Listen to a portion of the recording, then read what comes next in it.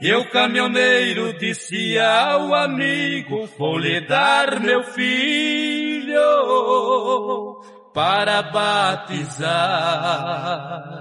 Mas o destino cruel e traiçoeiro marcou a hora e o lugar.